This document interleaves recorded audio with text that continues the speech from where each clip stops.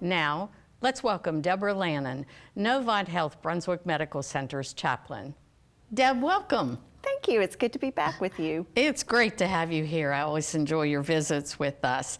And there might be somebody out there who has not met you yet, so remind us about your role at the hospital. I'm the full-time chaplain.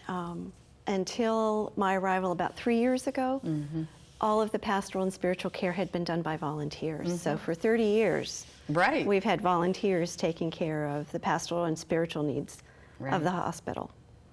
So now I'm there and I work with them, and we visit patients and provide emotional and spiritual support for them, as well as their families. I was going to say, not just the families or the patients, but for the employees too. Employees as well. Our team members, yeah. Absolutely. I know firsthand about that. So tell me a little bit about your personal history, your education, your work experience. You've done so much. I've done a lot of things. You have. I spent 25 years in congregational ministry in Canada. So I was a minister in a congregation, and over 25 years served about 5 churches. Nice. From Toronto out to the Rockies, Canadian Rockies. And then I took early retirement, and I thought, this is not for you. not quite yet.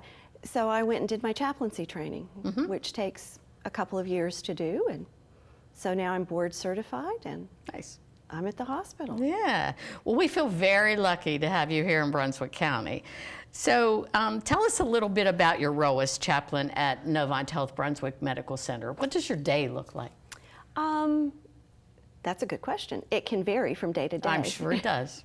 I work with the volunteer chaplains to make sure that they have the census of patients that they need to visit that day. Sure. I have my own patients that I see that are referred by the doctors, or... Oh, I never thought about that. Yeah, we get consults from the providers. We get consults from nurses. A lot from the nurses. I'm walking down the hall and they remember they have somebody they want me to see, and it's, hey, come on, I need you to go see so-and-so. So I do that. I serve on committees. I'm the ethics co-chair for the hospital. So if there's an ethics consult, I help with that. Trying to think what else I do. Well, that is a lot, Deb. You are a busy woman.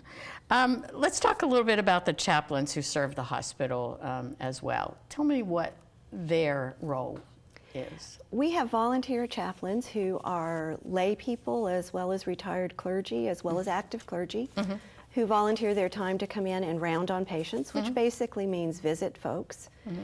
They also provide on-call coverage after hours. Unless there's something major, then I get called.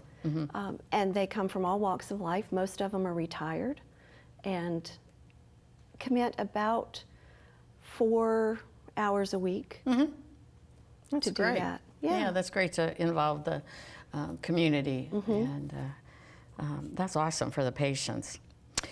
So we're getting close to the holidays, and that's what I want to talk to you about. Okay. They can be a very sad time as well as a very happy time. So talk to me about something that you feel or experience firsthand. What is that?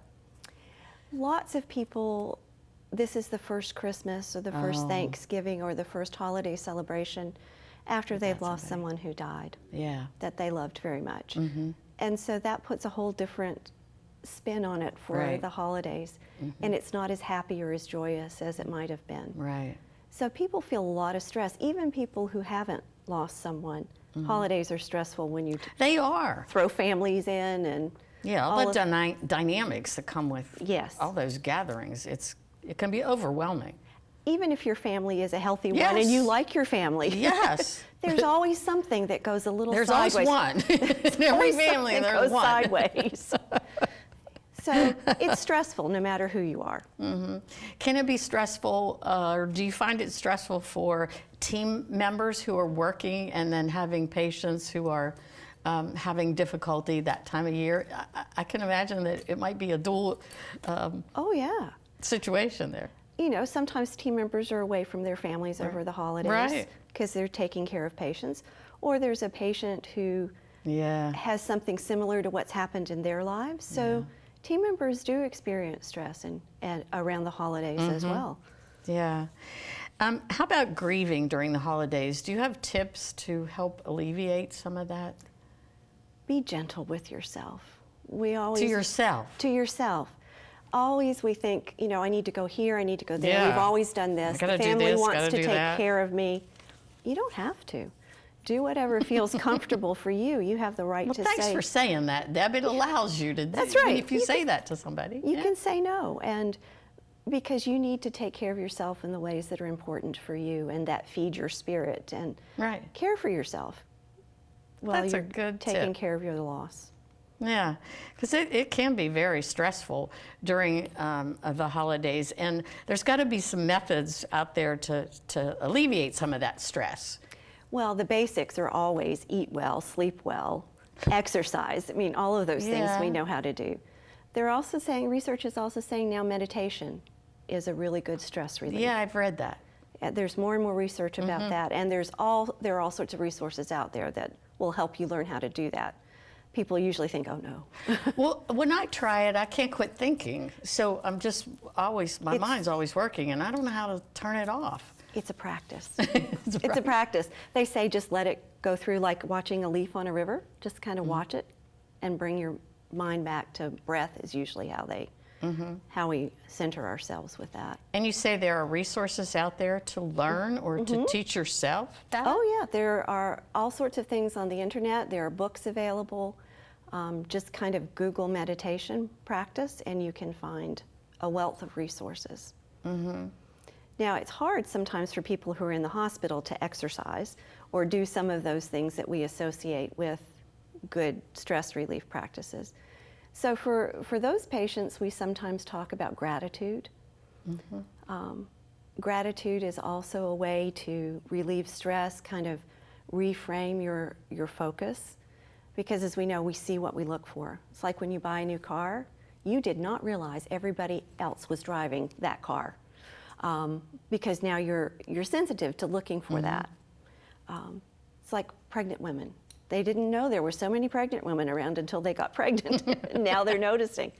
So if you start to look for those things that you're grateful for, even if it's, I have a bed to sleep in, or this pillow feels comfortable. If you begin that small practice of gratitude, it builds and has a greater effect down the line. Also for patients in the hospital, having somebody just to listen to them, to listen to their stories without judgment, without trying to fix it or give advice, which is what we do. That is a powerful thing for folks, especially around the holidays when life feels not so good because you're sick and you're in the hospital, and that in and of itself is a big stress. Yeah. I'm curious if patients, when I'm sick, I don't want anybody around. I'm with you. And so I often wonder how patients in hospitals, you know, how they deal with all the comings and goings. And is it okay to say, look, I just don't want to be bothered. I don't want to talk to anybody? Absolutely. Do we have that right to feel like? Yes, you do. Anytime, I mean, you need to take your medical care. So, but you have the right to say, no, I don't want to talk to a chaplain right now. No, I don't want to volunteer to come in and round on me. You have that right. You're sick. You're there to recover and heal. And sometimes there are a lot of people in and out of your room. Yeah, there are. And I am never offended when somebody says no. You know, and I don't wake sleeping patients. Oh, good. I'll poke my head in the door, and if they're sleeping, I just back right out. Because if you can sleep while you're in the hospital, you need to. Yeah, that's true. Let's talk a little bit about the chapel.